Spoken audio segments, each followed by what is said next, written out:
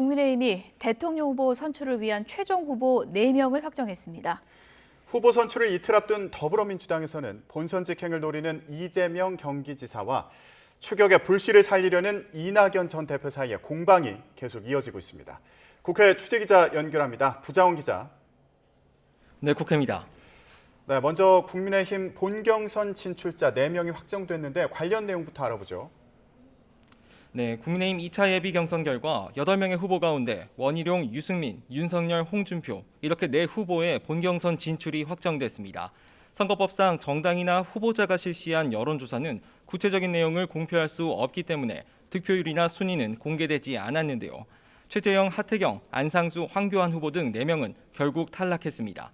사실 이번 경선 레이스 내내 2강 1중의 구도가 뚜렷했던 만큼 4위 싸움이 관심이었는데요.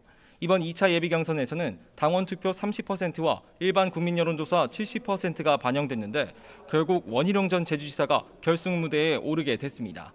국민의힘은 이제 한 달간 지역 순회 토론회 등 경선 일정을 거쳐 다음 달 5일에 대선 후보를 선출하게 되는데요. 최종 진출자 4명이 가려진 만큼 이제 정말 진검승부입니다. 당원 투표 비중이 50%로 늘어나는 본경선에서는 이준석 체제 출범 이후 늘어난 신규 당원들의 표심이 막판 변수가 될 거로 보입니다.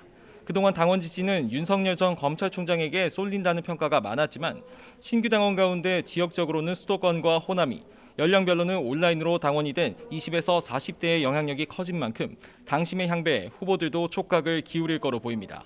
또 국민 여론조사에서 질문 문구를 어떻게 할 건지도 아직 확정된 게 아니어서 룰 문제를 둘러싼 후보 간 갈등이 다시 불붙을 가능성도 있습니다.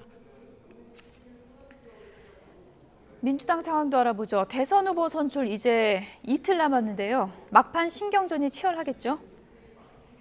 네, 길고 길었던 경선 레이스의 끝이 이제 이틀 앞으로 다가왔습니다. 모레 최종 후보 선출을 앞두고 1, 2위 주자인 이재명 경기지사와 이낙연 전 대표는 명운을 건 총력전을 벌이고 있습니다.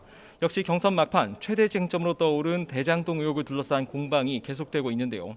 어제 이낙연 캠프 공동선대위원장을 맡고 있는 서른 의원이 이재명 지사를 겨냥해 구속되는 상황도 가상할 수 있다고 직격탄을 날렸는데 이를 두고 당내에서 내부 총질이 지나치다는 역풍도 만만치가 않습니다.